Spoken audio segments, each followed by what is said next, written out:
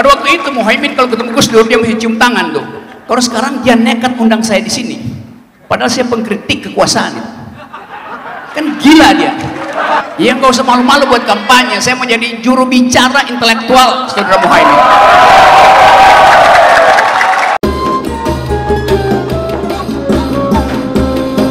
Oke teman-teman, saya mengerti bahwa forum semacam ini punya multi interpretasi itu.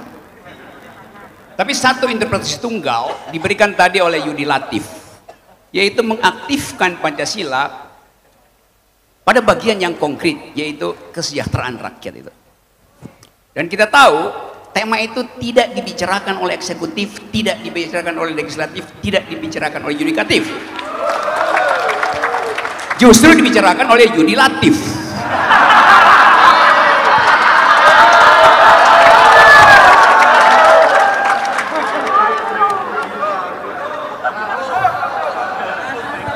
Jadi dia memonopoli seluruh cabang kekuasaan. Bahaya. Kesimpulan yang saya tunggu tadi adalah kata pendidikan akan diucapkan enggak oleh Gus Imin. Ternyata dia ucapkan di ujung urayanya yang agak membosankan karena panjang.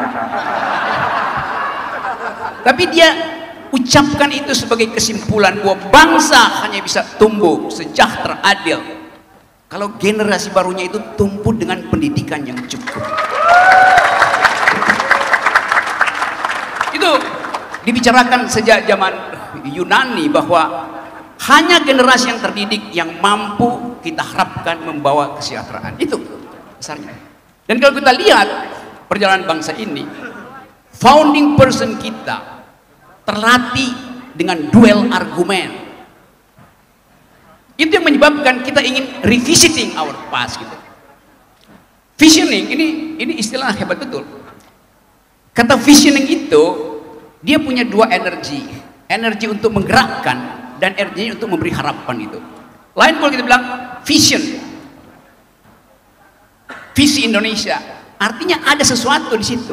Tapi visioning artinya mengalirkan gagasan ke dalam tanah kering politik hari ini. Kita perlu itu. Anak judulnya juga bagus sekali itu. Apa namanya tadi? Peta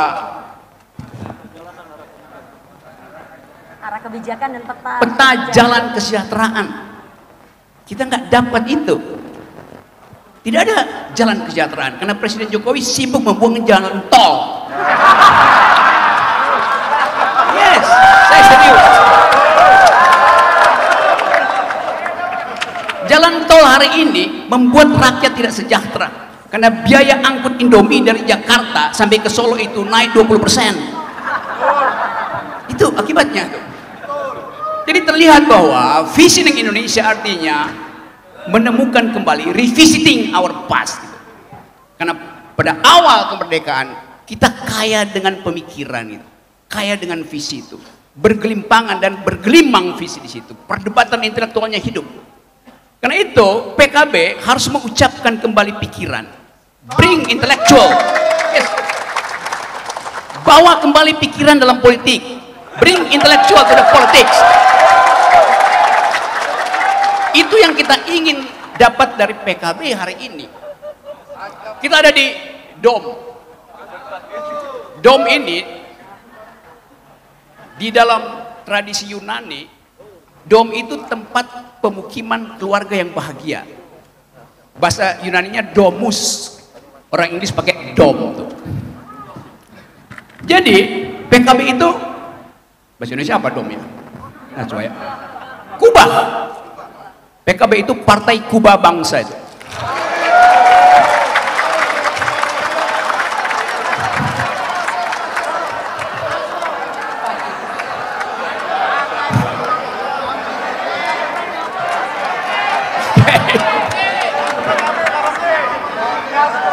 Ya nggak usah malu-malu buat kampanye. Saya mau jadi juru bicara intelektual, saudara Muhaimin.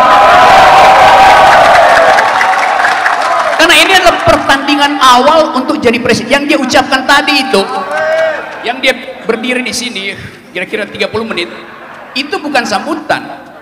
Itu semacam pertanggungjawaban akhir masa jabatan presiden.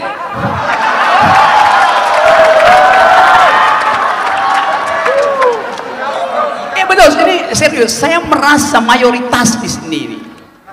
Saya bagian dari PKB. Karena tadi disebut Gus Dur. Yang paling nama Gus Dur muncul itu saya ingat Forum Demokrasi. Bersama-sama kita bikin Forum Demokrasi. Pada waktu itu Muhaimin kalau ketemu Gus Dur dia mesti cium tangan tuh. Teman-teman lain dan gak berani masuk di ruang kita berdiskusi karena dianggap junior oleh Gus Dur. Kalau sekarang dia nekat undang saya di sini. Padahal saya pengkritik kekuasaan itu. Kan gila dia. Tapi justru itu yang ingin kita ucapkan nanti di dalam pesta demokrasi nanti. Datanglah calon presiden di sini, bilang saya menjadi presiden, dan orang tanya, apa visi kamu? Oh, terima kasih.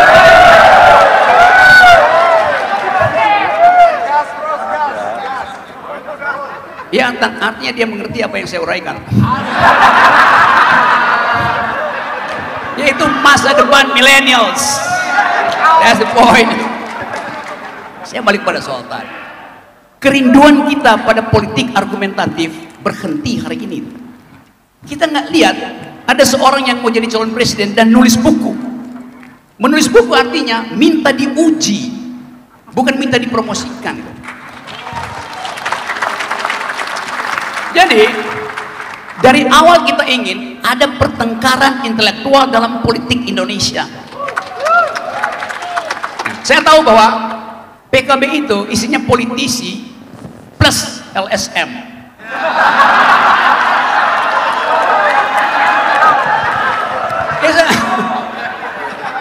Loh, di era Caimin pimpin PMII, satu waktu saya diundang oleh PMII di awal tahun 90 atau tengah 90, saya diminta oleh PMII di Taman Amir Hamzah untuk memberi kuliah tentang Jürgen Habermas, Frankfurt School. Itu aku bilang, ini serius kalian? Apa mampu otak kalian ngikuti itu? Ternyata provokasi saya untuk mengaktifkan critical thinking itu dibuktikan hari ini. Ada buku yang isinya kritis, Visioning Indonesia.